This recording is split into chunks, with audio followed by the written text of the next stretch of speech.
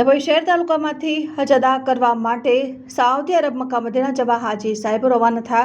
ઇસ્લામ ધર્મના 5 આધાર સ્તંભ પૈકી શરીરનું પાક હોવું, કલમા, નમાઝ, રોજા, જકાત અને પૈસા પાત્ર હોય તેને હજ ફરજિયાત બનાવે છે। જે માલે ગનીમત પૈસાદાર હોય છે તેઓ હજ મક્કા મદીના અરાફતમાં ફરજિયાત 5 દિવસની હજ વિધિ કરવામાં આવે છે।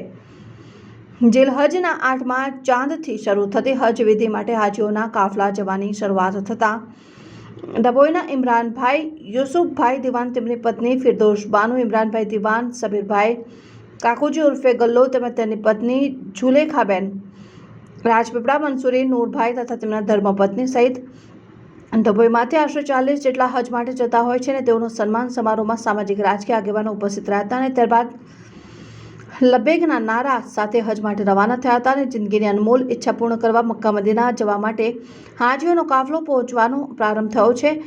બધા હાજી સાહેબો કિસ્મતવાલા છે, અલ્લાહના મહેમાન બનીને જઈ રહ્યા છે। મક્કા ખાતે ઉમરાની વિધિ તેમજ મદીના શરીફમાં ઇસ્લામ ધર્મ સ્થાપક હજરત ગમહમદ મુસ્તફાના ગુંબજના દીદાર કરવાનું સૌભાગ્ય પ્રાપ્ત થશે। 5 દિવસ માટે હજની વિધિ શરૂ થશે, જેમાં મક્કાથી મીના, મુદ્દલફા, અરફાત, શૈતાનીને કાંકરી મારવી, કુરબાની કરવી વગેરે વિધિ કરી મુંડન કરાવી તવાફે જિયારત કરતા હજ પૂર્ણ થાય છે અને હજ સફર આસાન અને કબૂલ ફરમાવે તેવી દુઆ ગુજારવામાં આવી હતી।